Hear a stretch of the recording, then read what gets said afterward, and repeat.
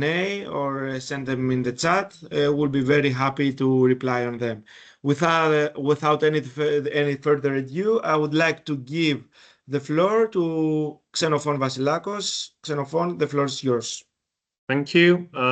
I need to share my screen first. So yes, please do so. Please verify that you can see my screen. Yes, all good. We can see the screen. Good. So without any further ado, since the time is valuable, I'm Xenofon Vasilakos. I am with ICCS. ICCS is the coordinator of the 5G IANA project. A few things about the 5G IANA project. First off, it's a project that has started back in June 2021, and it will be completed by the end of next month, by the end of November 2024.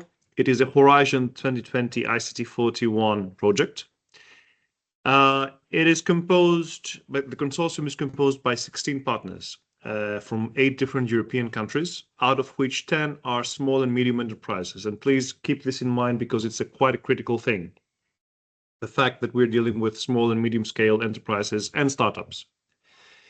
Besides those 10 SMEs within the consortium, there are also third-party SMEs which have a role as external experimenters through 2 different open calls that have been held throughout the span of this project. The second open call is actually still active and it will be completed with the end of the project. And out of all these external experimenters, 5 have been awarded with funding. So what are the main objectives of 5G IANA? First off, we wish to provide, as a project, the main target is to provide the right environment to run trials in real-life 5G environments for the automotive sector. In order to achieve this, we provide an open repository environment to host what we call network applications. This is a key term, please keep it in mind, and I will return to that. So pretty much what we do is that we have an open repository that you as a developer, as a medium, smaller SME or a startup, can actually place your own network application or can leverage existing network applications in the repository that you can pretty much compose together as Lego bricks into a broader service, the service which you wish to conduct trials for. So in order to do the trials, an open repository environment is necessary, and we have been offering this. It's one of the main objectives of the project. The other main objective of the project is to provide a platform. This platform is necessary alongside the open repository environment because this is where you, as an SME or as a startup, develop an environment, develop your service. This is where you test your service, and this is where you deploy your service, and all that being done automatically.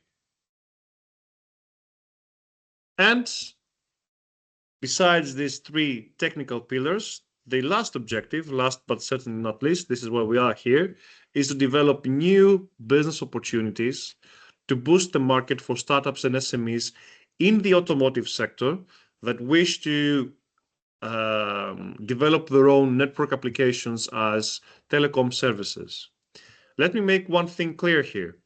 We target the automotive sector, but in no case we do not take for granted that they have a telecoms background. By no means. This is actually why we have the platform. This is why we had the external experimenters who were not necessarily coming from the telecoms sector, and which we coached and helped in order to develop with our tools, automatically developed and test and deploy their services up until they could conduct their own trials. So I mentioned that we offer a trials environment. We have 2 testbeds, one in Nokia, in Ulm, in Germany, and another one in Telekom Slovenia, in Ljubljana, Slovenia. And within the project, as I said, besides the external experimenters that I mentioned, we have our own SMEs, which span 7 different use cases in the automotive sector in a broader sense. These 7 use cases, you can see them over here in this slide. I will try to go very quickly through each and every one of them now. 3 out of which have been demonstrated in Nokia's testbed. This doesn't mean that you cannot demonstrate them in using exactly the same platform in Ljubljana in Telekom Slovenia. It's just that these ones particularly have been trialed there and demonstrated. Then another 3 have been trialed and demonstrated in Telekom Slovenia. And then there is a special case of use case 7, which in order to create a trial environment for situational awareness in cross-border tunnel accidents, it needs to leverage both testbeds, each and every testbed emulating the existence of a different country in this scenario. Now, within these 7 use cases, 3 out of which, the remote driving one, the maneuvers coordination for autonomous driving, and the high-risk driving hotspot detection fall under the hazard notification environment.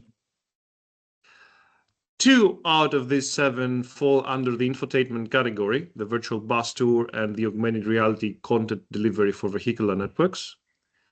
And then we got the predictive quality of service use case 6, which basically what it does is that continuously, as a network application, continuously monitors the status of the network regarding the quality of service. Let's say one example is delay, the other one is anything you can think of actually regarding the 5G network signal strength, connectivity, and other statistics. And besides the monitoring and making this monitoring information available about the live status of the network, it can also make predictions by leveraging machine learning. As I said, it is vertical agnostic, which is important because it can be, as I said earlier, used as a Lego brick to bring in life your own service. And that's why it has been demonstrated with use case 1, the remote driving one. So a remote driving different network application was developed, and through our platform and trials environment could leverage the current status of the network or predictions about the status of the network in order to adapt the behavior of remote driving. If the connectivity was predicted to stop or become unacceptable at some point, for instance, then the remote driving use case could decide something as a fallback plan, like switch to manual driving or immediately stop the vehicle to avoid accidents.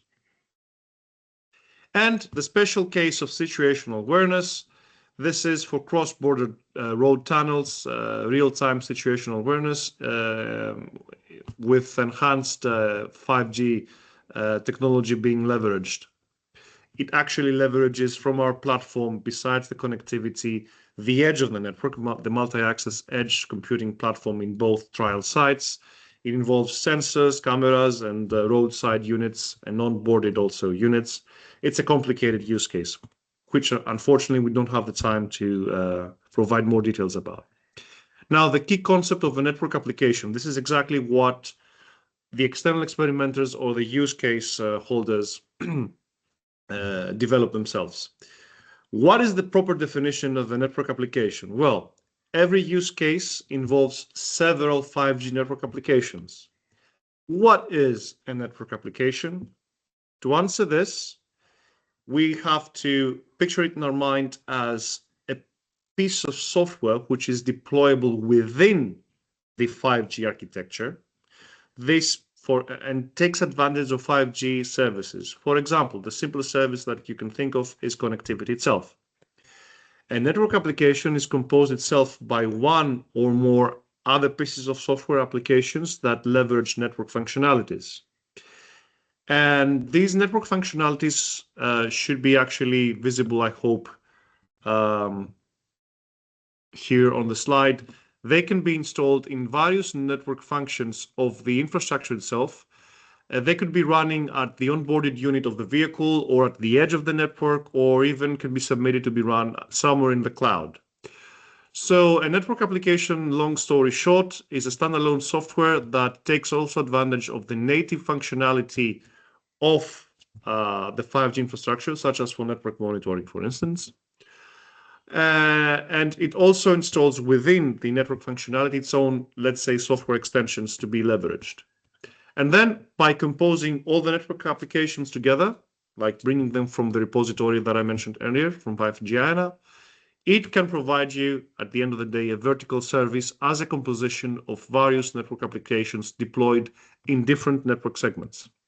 Now, because time is running short and I do not wish to violate time, I just elaborate on the concept of network applications because it is important. In 5G IANA, network applications adopt a service-based architecture, and the platform alongside the open repository support an automatic way for developing, deploying, and testing those network applications. Before I close, allow me please to refer to our third-party experimenters from all the various calls. Very quickly saying, we had 2 open call cycles. There's going to be a different dedicated webinar to that, and to save time, I'm not going to go into the details. All 4 of them have been trialed in different testbeds with success, and you are welcome to also come and use our facilities whenever you want to apply for that. Before I close, an upcoming event, as I already said, we're going to announce in the middle of November another webinar dedicated exactly on the experience of the open calls, having all the experiences from the open callers themselves, the ones that participate in that, and also sharing our own experiences, how we supported the whole thing. If you want to get involved, please scan this QR code and you will find anything you need on our website. And with a couple of minutes of delay, I would like to thank you for your patience. This has been a very quick introduction to the 5G IANA project. Thank you, Xenofon. We will keep the questions for the webinar when it comes to the end, in any case. But you can send your questions at the Q&A session that we have, and you can find it within Teams. In any case, thank you. Let's go on the second presentation of this day, the 5G IANA business models from Theodoros Rokkas from InCites Consulting. Theodore, the floor is yours. Yes, just a minute to share my screen. Okay, I think you can see my screen now. Yes, perfect. Perfect. Okay, so first apologies for my voice. I have a flu couple of days now, and okay, I believe you can hear me well, at least now. So this is a presentation about the work we have done about the business models in 5G IANA. My name is Theodoros Rokkas, as Dimitris said. I'm the CTO of InCites Consulting, and the role of InCites in 5G IANA was to lead all activities related to the creation of the business models and also some activities related to the exploitation. Also, as part of the activities we did in the project, we oversight the open calls that the work package that oversight the open calls that Xenofon already mentioned. So, just a minute to change my slide. So, what we will see in brief in this presentation. So, we will see the work we have done in order to create what we call the 5G IANA reference model. We are going to discuss about how we created the business model and how we are planning to exploit the aspects of 5G IANA platform, and the final activity that we provided to the participants in the open call, some mentoring activities. We're going to discuss also about that. So, starting first, about the 5G IANA reference model. So, initially in the project, what we try to do is to analyze all the different actors that can interact with the 5G IANA platform and create this value network. That's what we call the reference model. And what it shows here all the players around the 5G IANA platform and the interactions that have with 5G IANA platform, and also the interactions that have among them. So this is a way in order to make this interaction more simple, let's say. We have the arrows, the boxes first that show the roles of each of the actors, and then we have the arrow that the direction of the arrow shows the provision of a service. that can be tangible or intangible in nature.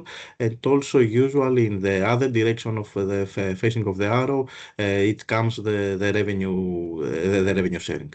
So what we have here, so we have of course the infrastructure providers that can be in the form of traditional MNOs, or also cloud infrastructure providers, or even road infrastructure operators, because we are talking for the automotive sector. We also have the vehicle manufacturers that directly interact with 5G ANA platform, and we have some new roles that are related to the network application development and not network application provider, that through the interaction with the 5G ANA platform can create their own services and either provide it within the 5G ANA platform, or after the validation and tested, as Xenofon already said, they can provide it to a service creator that in turn will sell it to the service provider and provide that to the end users.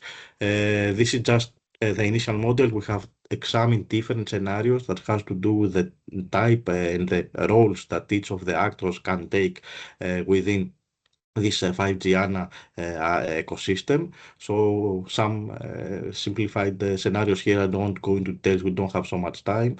First, we have that MNO that can become also a network and service integrator, so have the roles of service creator and service provider, and also it's owning the 5G ANA platform and responsible for provisioning the services to end users. A more simplified role, it's the one that the service creator is another, it's undertaken by another entity, and the MNO keeps the other roles, while we have also one role that the 5G ANA platform is owned by MNO, but the other roles are from other actors, or another model that can be done, we call it as experimentation as an MVNO, where the 5G ANA platform owner can act as an MVNO and have the resources for the experimentation through that role. After that, what we try to understand, after we understand the role of 5G ANA within the ecosystem, we try to identify what will be the business model in order to offer the 5G ANA services after the end of the project. So initially, what we know are the main challenges for some 5G service provisioning, and especially in the automotive sector. It's a common understanding that 5G has not yet reached its full potential. We have deployments that are still ongoing. In some countries, the standalone version of 5G is already a reality, but in most of the countries, it's planned to happen in the next years. And also, we have seen the development of private networks in some of the vertical industries, including the automotive. Another challenge is about the devices with compatibility, and by device we don't only mean the smartphone of end users, but also devices like IoT devices or devices used in specific vertical, for example manufacturing, or devices used in the automotive sector like OBUs that are not yet fully compatible with 5G.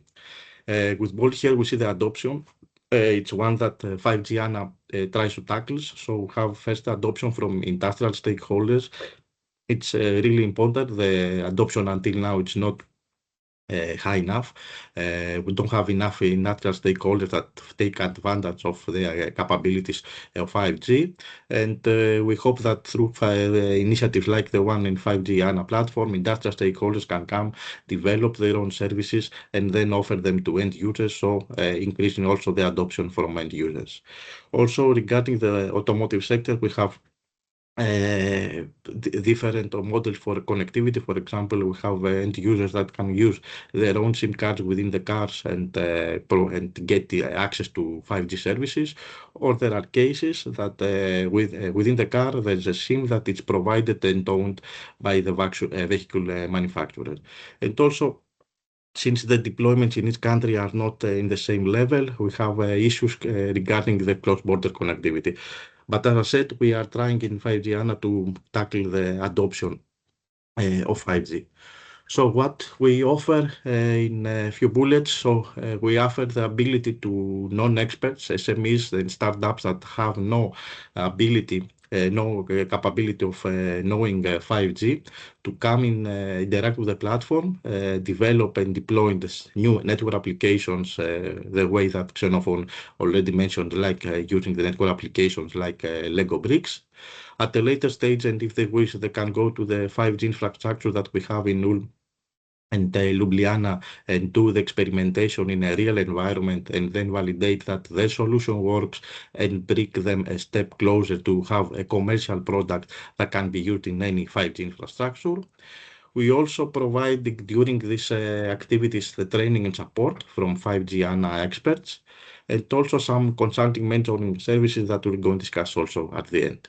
And also the offering includes access to automotive resources that can be OVUs, virtual or real OVUs that can be provided to anyone that is interacting with the 5G IANA platform. In order to identify which of the services in the future will be the most valuable and should continue to be provided by the 5G IANA platform. Initially, we've done a series of workshops and interactions with the use case and the third-party experimenters within the 5G IANA consortium in order to identify which are the most anticipated services from their side. So you see here with the green ones, we have that they value especially the accessibility to either physical or virtual OBUs. All of them mentioned that this is something important and also they are willing to pay. And also the testing of the network applications that have been developed in 5G infrastructure will also valued by all of them. Regarding the access to network applications that from the network library that already existed in the 5G IANA and the development and deployment of network applications, most of them will consider something that is useful for them are willing to pay. Some of them that have mostly experience with the network applications are not willing to do that. And when we discuss about the mentorship on one-to-one basis, not just support, but mentorship regarding the technical aspects, one issue that came up is that they are missing some skills regarding the business aspects of developing network applications and how these aspects can be used in the future 5G network. So it's this one-to-one mentorship covering both technical aspects and business aspects is something that they consider to buy in the future. Regarding the training and support, all of them, they consider that these are very useful. They would like to have on them for application development deployed, but also for testing in 5G experimental networks. But they not consider it as a separate service. They would like to have it as part of accessing the 5G IANA platform. They support that it's something that's already included in the service model of 5G IANA platform. One thing also that we tried to identify was the licensing about the provision of the 5G IANA platform. Based on the discussions, the pay-as-you-go model that it will be based on resources, time consumed on the platform and experimentation was the preferred solution by all of them. And the main reason behind that, as we see, is because for the moment the demand is uncertain. They don't know how many network applications are going to develop and since it's an emerging market, so this solution, the pay-as-you-go, is the preferred one. But in case that there is no other option, they would like to get a license model based on the annual monthly fee for accessing the platform. Also, during this workshop and discussions, a freemium model that allow them, give them the opportunity to interact with the 5G IANA platform, come and create, let's say, one or two network applications and have access to the resources, the environment, and see if it's something that suits their needs, is also something that most of them value, that it's also something that we are going to consider in the future. So, what are the targets of the 5G IANA platform? That are the segments. So we have the 5G IANA platform, and first we have, as already said, SMEs and startups that are going to use the platform for experimentation and using the experimentation as a service model, come to the 5G IANA platform and develop their own network applications, while also through this process, we identified that MNOs and most probably also owners of private network would like to have access to the platform with the platform as a service model in order to come and create their own services. So what is in brief the value proposition for these two business segments? First, for the first segment that includes SMEs and startups, and it's the bigger of these two segments. So by accessing the 5G IANA platform, they can they can promote the innovation and research by coming, testing their innovation and see that it's a solution that actually works, limiting so the risk of innovation.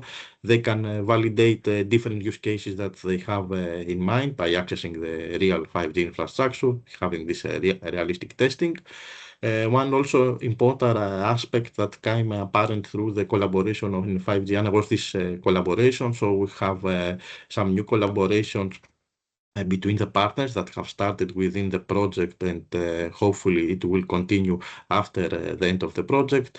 And of course, the education and training through this interaction and collaboration, it's important for both, let's say, world that belong to the telecom sector and people that coming from automotive background. Regarding the second segment, the MNOs and owners of private networks, by accessing the 5G IANA platform, they have the opportunity to do rapid testing and deployment that they cannot do on a commercial network. They can gain a competitive advantage because of this access to the platform. They can use it for different aspects, for example, to enhance the network performance and improve the customer experience of their customers. Through the deployment of new applications and services, they can unlock some new revenue streams while also migrating the risk. And also, as in the previous case, by this interaction with the experts of 5G IANA consortium, they can increase an expertise in the domain of network applications. So this is the view of the business models canvas that we have created for the 5G IANA platform. So in brief, the value proposition that we offer is the access to the automotive open experimentation platform. So we provide also access to advanced tools, access to real 5G testbeds, and access to the automotive resources.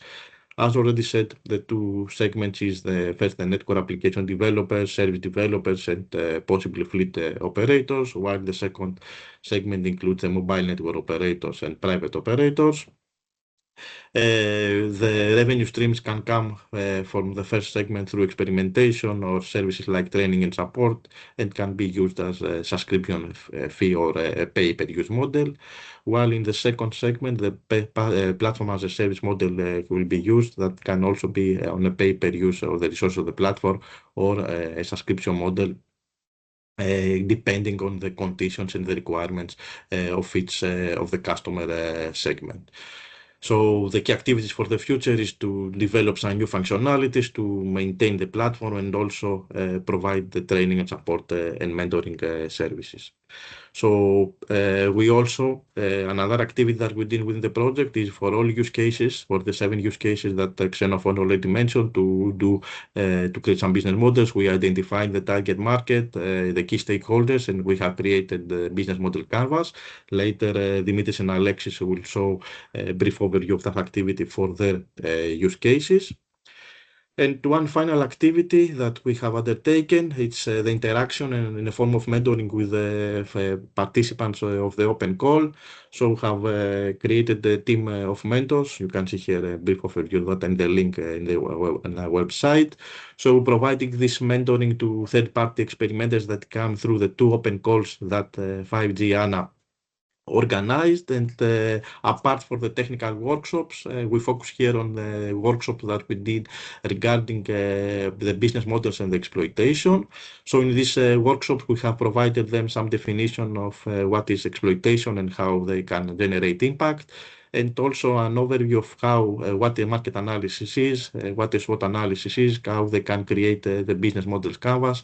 And for all of them, we provided some templates in order to get some input from them, and through a continuous interaction with them, we are in the process of finalizing all these elements, the market analysis, the SWOT analysis, and the business modeling for the network applications that all these third parties that I again note here that have no experience with 5G networking will come, and how they can help all these tools in order to better exploit the developments after the end of the project. As already Xenofon mentioned, we have in order to find more information about the open calls participants and what is the value that 5G IANA can offer to third parties with some real success stories that can also be applied to any of you. You can watch our next webinar. You can that will happen during the next month. You can follow the website in order to get updates on that. So with that, I have concluded. I don't know about the time. I hope I was in time. Yes, all good, Theodoros. Only 1 minute and a half more than the allocated time, but it was really interesting. I didn't want to interrupt you. Well done and well presented. And of course, if anyone has any questions, you can raise them by the end of the webinar, just in 15-20 minutes, depending on the duration of the presentation of our next speaker, Dimitris Grigoriadis from Hypertech. Dimitris, if you are ready, you can start sharing your screen. Yes, I guess you can all hear me. Give me a second to share my screen.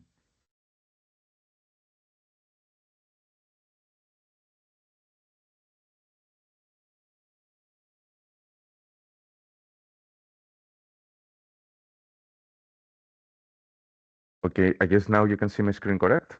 Yes, perfect. You can go on. Perfect. Hello. First of all, a big thank you to our the project partners from 5G IANA and the coordinator for giving us this opportunity to, and also helping us in developing our solution and giving us the opportunity to present the business model. My name is Grigoriadis Dimitris. I represent Hypertech. We were founded since 1997, and we are an information technology provider company providing solutions to businesses and public organizations alike.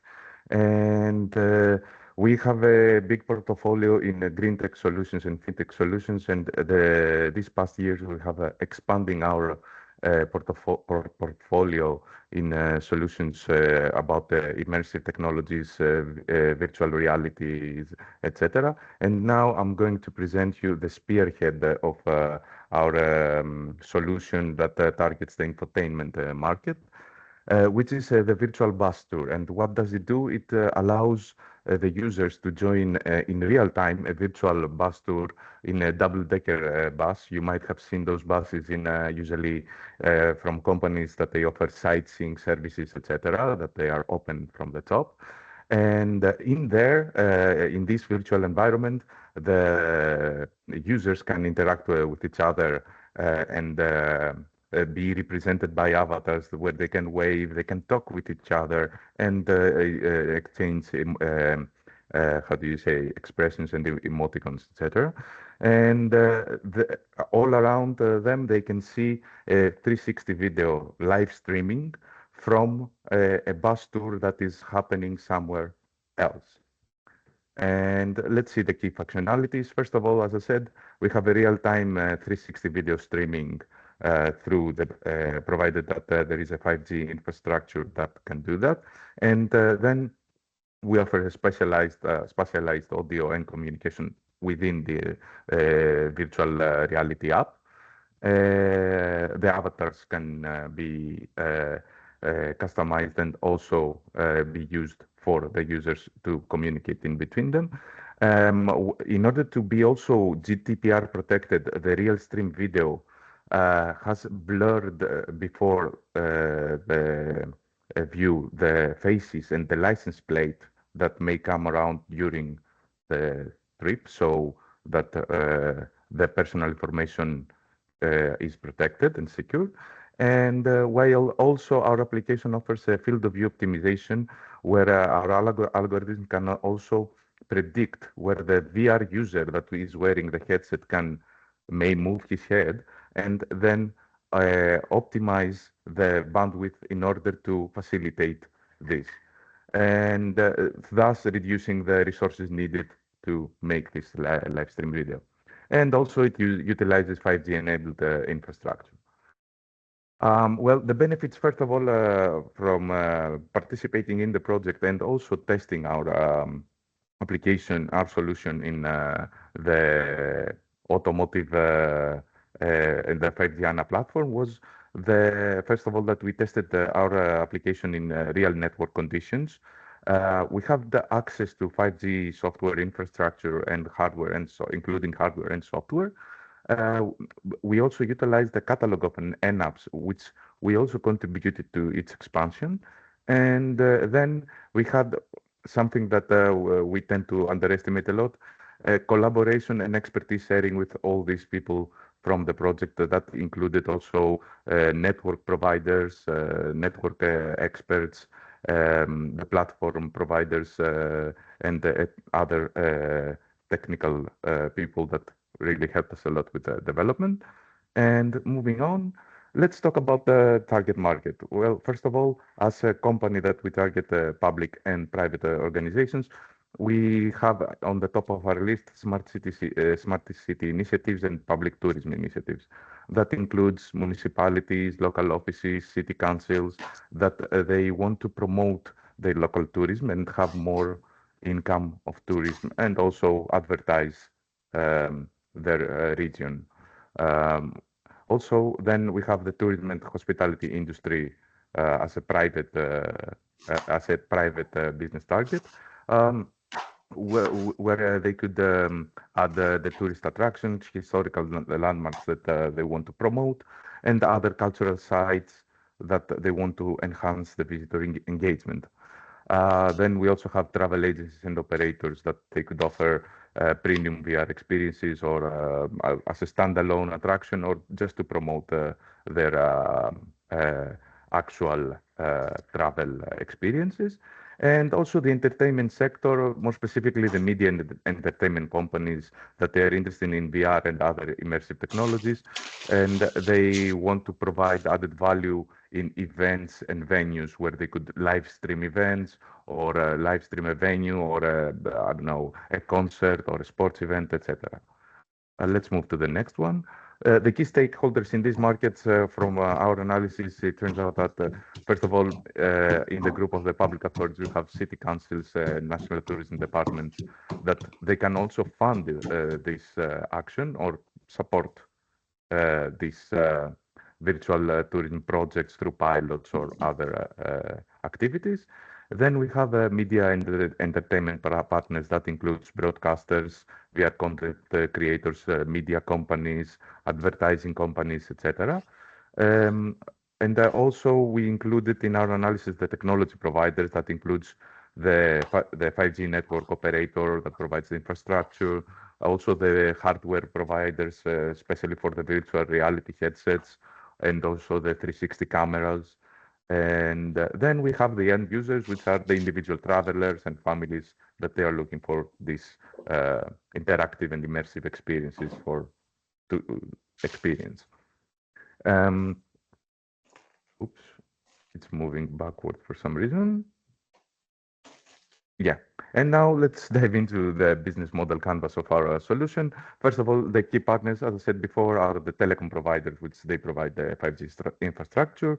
Then we have the AI and VR technology innovators, where we combine both of those technologies together to offer an optimized solution for bandwidth, for optimized bandwidth utilization, and have an accessible real-time bus tour. Also the hardware manufacturers, as I said, the VR headsets and the 360 cameras, computers, etc. And the tourist and event partners, and the municipalities and the local bodies, where we could also, let's say, could work together in a PPP concept, or another R&D project, or just pilot implementation in a innovation action. The key activities that we envision, first of all, is research and development to optimize further our technology, while also adding further added value features that I'm going to talk about them in my next slide. Then we have the optimization testing to optimize our solution for a specific region or a specific network. User outreach that is included as well, and the customer support that will be provided also online and offline, depending on the pricing subscription. Then we have the key resources that we need to provide this business. That means the expert teams, including AI developers from our side, also network operators, providers, and expertise in general in the real-time live streaming. Another key resource is the hardware, as I said, headsets, cameras, and OBU onboard units, etc. The proprietary IP that this includes the algorithms that we provide, and further funding for, as I said, increasing the TRL further, also have a more comprehensive solution in the end that can make it more marketable through the added value features that we will add in the future. Our value proposition is that we offer an immersive sightseeing from anywhere that is also accessible and interactive, and also interactive for the users in a real-time virtual reality tour environment, and that we also reduce the bandwidth utilization, where we, by predicting the user's point of view, where then we can slice the amount of data needed in order to provide a real-time video stream without cutting or buffering. The customer's relationship that we imagine is a subscription-based service model, where we will provide support and training to the potential customers, including private and public organizations, and of course, a collaborative research and development project and research contract, if that is the case. The channels that we plan to distribute is through the website of our company. Also, partnerships that we will make in the future with the key partners that I listed before, trade shows and conferences, while also we will attempt to try to come in contact with partners from the VR industry to sell hardware VR and the software in bundles. The customer segments that we see are, as I said, tourists and VR enthusiasts. Also, it can be used by schools and universities for virtual field trips for educational purposes.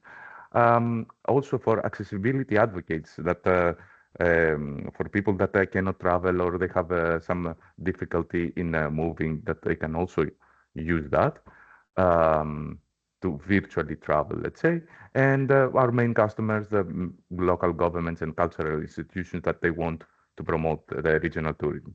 As you see, we also have laid out the cost structure, at least in terms of what we are going to need as a capital and operational costs.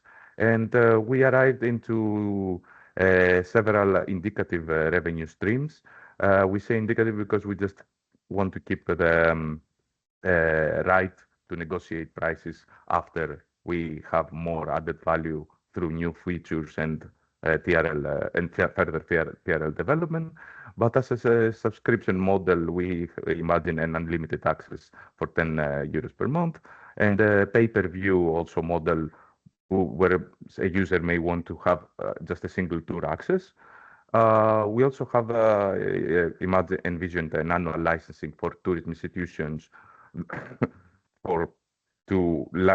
so they can put their route or their tour that they want to execute, and we can offer these services, provided that they have the 5G infrastructure.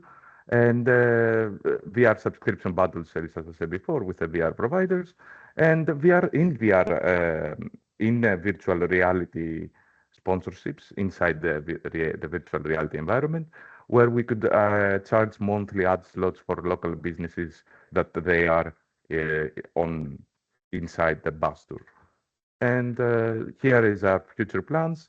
First of all, engage in further funding initiatives to facilitate further PRL development, pursue research contracts with technology and tourism partners, conduct scalability and development trials in additional regions or pilots, as I would like to say, and build a companion. Also, we envision to build a companion mobile app for VR tours that will expand the access to the users that they don't have headsets. That is for a future research project. And we also pursuing licensing. We also want to attempt to pursue licensing agreements with museums, landmarks, and tour operators that they can use it as a premium service. And further outreach and partner outreach activities and partnership with municipalities, tourism boards, and smart city initiatives that they will further develop our expanding solution. Thank you for listening. If you have any questions, these are my contact information. Very happy to reply. Thank you. Thank you a lot, Dimitris, for your comprehensive presentation and for keeping up the time. I see that we have a question on the Q&A, and may I suggest, Xenofon, since the last presentation is recorded, maybe we can proceed now with some questions for Dimitris, Theodoros, and you, and then play the last presentation. What do you say? Xenofon, can you hear us? Yes, I was trying Yeah. to unmute. I'm trying to get exactly what you suggested. So if you wish to replay the presentation, the last one. No, I suggested that we can have now the Q&A since we will not have questions for the last. It's fine. You are moderating this, and I'm fine with it. Yeah, of course, of course. Okay, perfect. So let's start from the questions that already is raised by Angel Martin Navas. He says, the different scenarios considered looks interesting to accommodate different business models. Have you studied the parameters to consider to distribute the incomes among the different actors operating the EAAS and the PAAS options? I think this is for Theodore. It's for me, yes. Yes, we have not gone into that details. Okay, for sure, we can have some revenue sharing agreements, but we didn't have going into details on determining, for example, the exact percentages of how each of let's say, the income will be distributed among the partners. This is on the next level, but for sure we believe that such sharing agreements can be implemented. But in order to determine the exact parameters for that, I think it will depend on the number of deployments and a lot of parameters that are not I think at that moment a part of this exercise. Okay, but I think this is a very useful comment. Thank you, Theodore, for the reply. I don't know if Angel wants to reply back or if he's covered from the reply. Thank you in any case. Do you have any other questions for Dimitris, Theodoros, or Xenofon?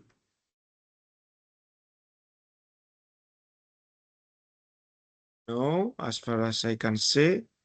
Okay, maybe we can play the last presentation from Alexis Aivaliotis from Maybe you can 07. Just remind everyone what you wrote in the chat, that the slides and everything will be available later on. Yeah.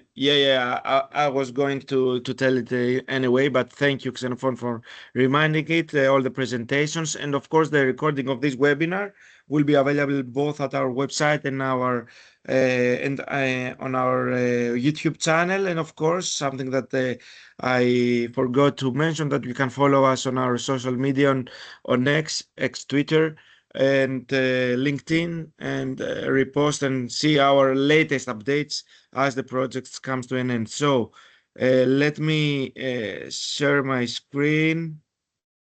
Just a moment. Window and find the presentation from 07. Unfortunately, Alexis could not be able to join us today, so we'll have to see. Sorry, not this one. Just give me a moment.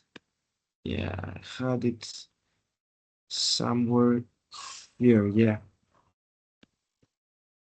Dimitri does remember to share the sound, like before Yeah. the. Yeah. Thank you. Have it in mind, but thank you. Yeah, here we are. So just share, add, include sound. Yeah. Window. Yeah.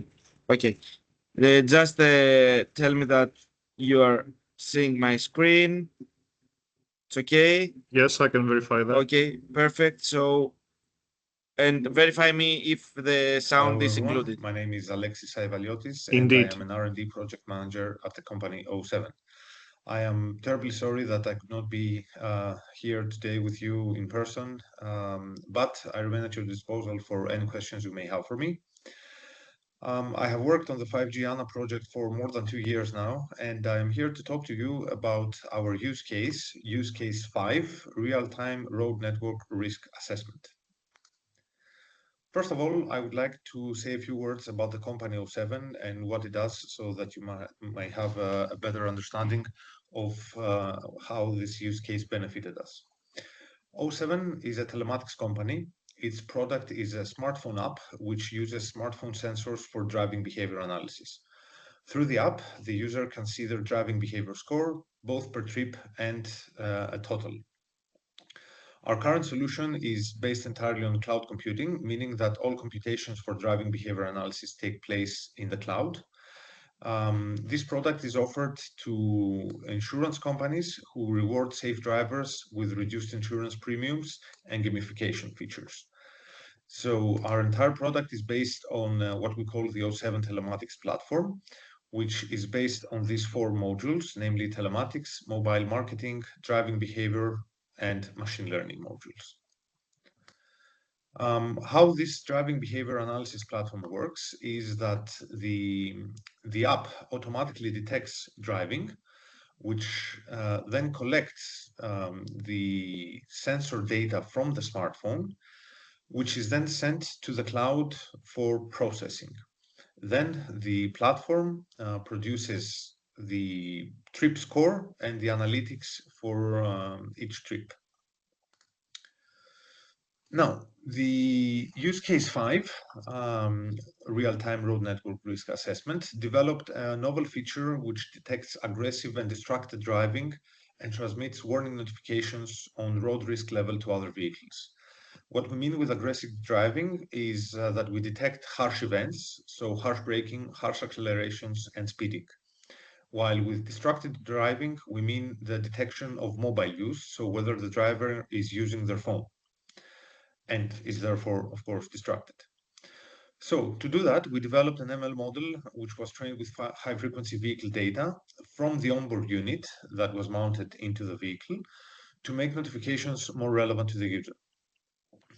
This ML model that operates on the edge is based on aggregated data and is enriched with real-time data. So for our use case, we had 2 sources of data, the mobile phone and the onboard unit. So the mobile phone provides mobile use data, which indicates driver distraction, and the onboard unit provides mobility data, which indicates harsh driving events such as harsh braking, harsh accelerations, and speeding. Use case 5 goes well beyond the state of the art in terms of risk indicators for road safety. First of all, it uses multiple indicators and provides a holistic approach, co-evaluating several factors based on 07's expertise in road safety and driving behavior analysis. The groundbreaking thing here is that it only depends on V2N communication. This stands for vehicle to network communication, which increases the availability of information since it does not require the line of sight of vehicles. It does not illustrate the risk of one vehicle, but it can assess the road risk network from multiple vehicles and provides drivers information regarding the road network risk level, even if there are real-time hazardous events. Let me show you a couple of illustrations on how our use case works. So imagine here there is a junction, and there is a vehicle here who wants to turn right, and there is another vehicle which is speeding or accelerates harshly towards this driver here. Now this transmits a harsh event notification. The driver here receives this notification in real time that there is an increased risk and adjusts their behavior, either crosses more carefully or does not cross at all and waits for this driver to pass. And the very interesting thing here is that this case includes the case where the driver in the junction here has poor visibility. So, for example, you can imagine the intense road curvature or obstructions or weather conditions such as fog. Then we have the ML model that provides risk level overview based on aggregated data. So imagine that you're driving along a road and that you receive a warning notification that this road where you're driving has a high level of high risk events happening in it on average. Now, this means that you can, as a driver, adjust your driving behavior, knowing that this road network is prone to high-risk events. And the ML model is actually enriched through real-time data. So when the model detects more real-time data, real-time hazardous events taking place on this road, then the risk level is adjusted and again notifies the users. So I would like to say a few words now how this was made possible through the 5G IANA project. As you have probably understood from the beginning, 07 is not an expert in network communications, is not an expert on edge computing. And I think this was a very fine R&D project for us for granting us insight into these worlds. So first of all, the use case 5 was made possible through the open experimentation platform offered by 5G IANA, since without it, we would not have access to the various application and network functions necessary for this service to work end-to-end. Now, I have included here a rather technical scheme that we have always presented. Now, this shows how the flow of data works in use case 5. So you have the mobile phone here, the onboard unit, and the edge. So you have various communications taking place between all these. And I would like to mention here that from all these functions that you see here, all these components, these Lego pieces, as we like to say, only 4 of them were actually developed by 07 for the purposes of this. So these here, the application functions 2, 3, 4, and 5, while the rest were pieces taken directly from the platform. So they were developed by other project partners, and they were used in order to make the communication and the flow of data possible. Use case 5 has 4 main stakeholders at its core, with various benefits for each. First of all, we have, of course, our main stakeholder, the insurance providers. So insurance providers, how do they benefit from this use case and this know-how that we've gained? First of all, they gain risk prevention features. So by having a real-time alert system, you can improve driving behavior, and this means that insurance providers can decrease their insurance claims. Then we have public authorities who, when they want, especially those public authorities advanced enough who want to develop smart city projects, use case 5 can be used to decrease the number of accidents on the road and increase the overall road safety, as well as map the driving risk along road sections. Then we have fleet management companies who, when exploiting this novel risk alerting service that use case 5 developed, can improve the road safety of their fleet drivers, decrease the risk of road accidents for their fleets, and of course insurance costs, and also decrease, by extension, their maintenance and vehicle financing costs. Finally, we have leasing, rental, and automotive companies who can improve the residual value of their vehicles by decreasing the accident risk. So imagine that if you can prevent accidents from happening, and then the value of a vehicle automatically increases. And of course, also reduce insurance costs. Finally, I would like to say a few things about the competitive advantage through 5G IANA that 07 gained through this very fruitful cooperation. So 5G IANA introduced 07 to the world of edge computing. So edge computing can be used to extend our smartphone-based telematic solutions to include real-time components. As I mentioned in the very beginning of this presentation, everything we do is cloud-based, and everything the user sees is post-trip, so after the end of the trip. The V2N, the vehicle-to-network communication component, further enhances the scalability of this service that was developed, as there are currently absolutely no similar telematic services in the market today. Of course, I told you that use case 5 can engage a variety of stakeholders, and what is even more important is that this service has significant societal and environmental impact. Societal because it can decrease road accidents, death, and injuries, and environmental impact because safe driving is also ecological driving. So the safer you drive, the more eco-friendly you are.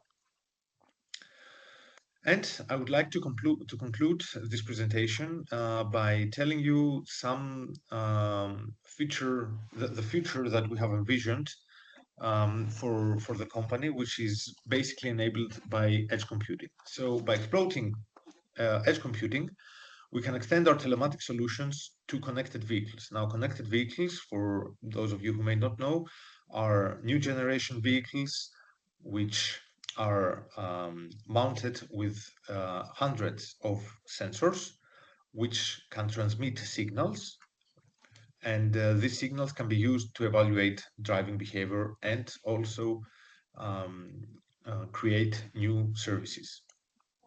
So instead of having the smartphone as a data source, we can use the raw data from the vehicles.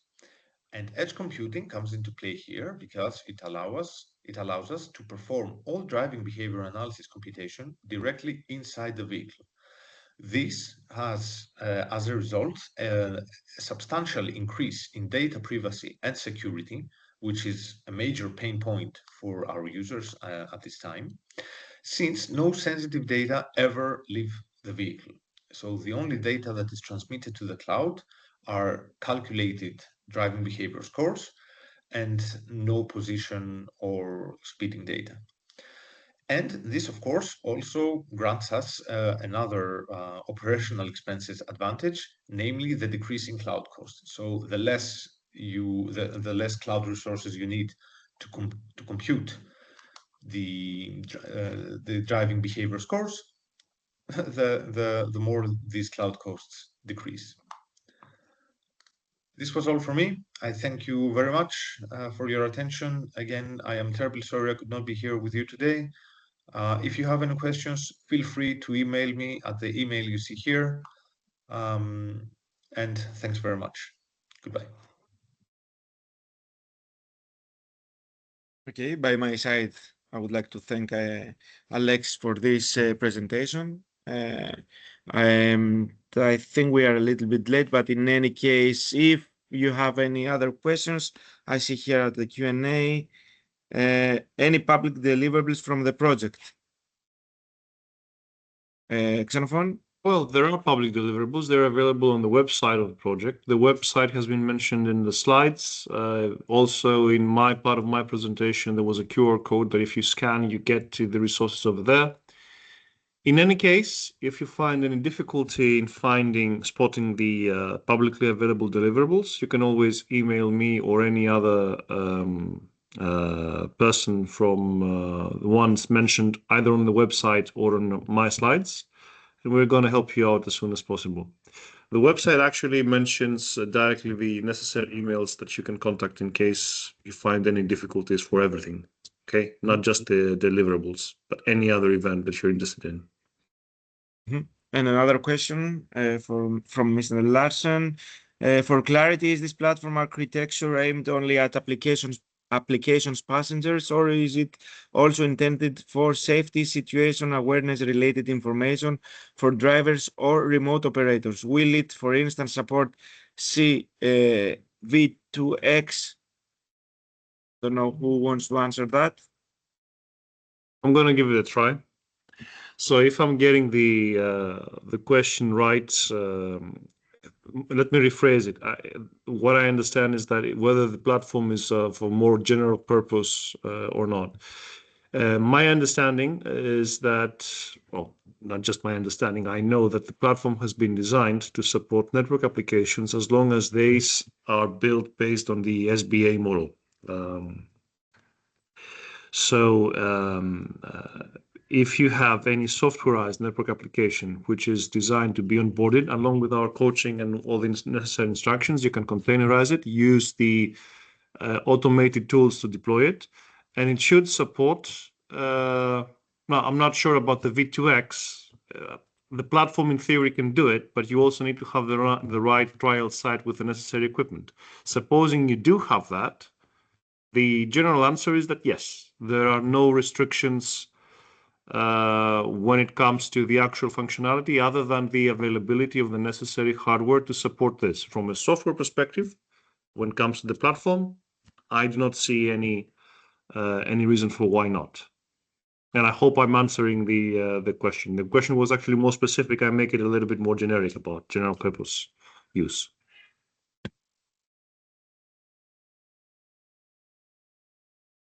Perfect. Thank you, Xenofon. Do you have any other questions? Let me see. On the Q&A, no. On the chat, no. So if this is not the case, I would like to thank you all for participating on our webinar for business models. Let me remind you, as Xenofon said in the beginning, that we'll have our last webinar by the end of November. Stay tuned at our social media and on our website. We will announce it shortly. And we will be very happy to hear from you and get your feedback through our social media regarding our platform. And I don't know, Xenofon, you want to say something before ending the webinar? No, just on my behalf to thank everyone that participated into making this happen. This was mainly a webinar focusing on the business side, on the business models. Within the necessary information for the business models that are publicly available in public deliverables, you will find more. And as I said earlier, you can always contact us as well. I do not know if Theodoros would like to make any specific statement about the business models. Other than that, I think that we have completed this webinar. No, nothing to add from our side. I hope that was provided useful information for the audience. Okay. I think that we can complete this now. Yeah. Thank you, Theodoros. Thank you, Xenofon. Thank you, Dimitris. And thank you, Alexis. And see you soon. Bye-bye. Bye, everyone. Bye. Thank you, everyone. Bye-bye.